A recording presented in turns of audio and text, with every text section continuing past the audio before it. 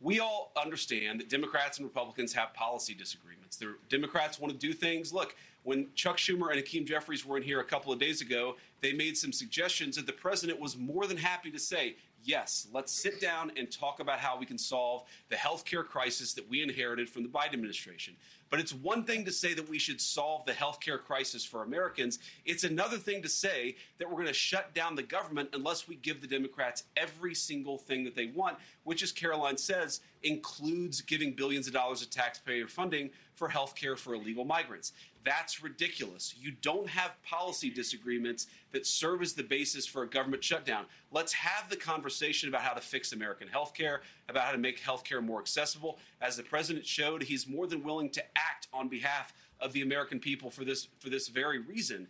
What you don't do is say, unless you do exactly what we want to do as congressional Democrats, we're taking a hostage. And the hostage, it turns out, is critical, essential services that the American people need. Caroline talked about some of it. Let me talk about some more. Our troops are not getting paid starting today because of the Chuck Schumer wing of the Democratic Party.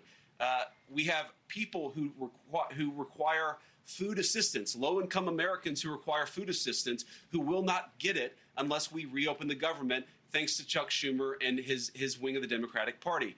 We have flood insurance as we start hurricane season in the southeastern part of our country. That flood insurance is going to disappear because of Chuck Schumer and the far left of the Democratic Party. We need to reopen the government. Let's fix America's problems. Let's work together to solve them. But let's reopen the government before we have our negotiation about health care policy. That's what the American people demand, and that's certainly what the President of the United States wants. Thank you for watching. Subscribe below and download our NewsNation app right now on your phone, and you will get fact-based, unbiased news for all Americans.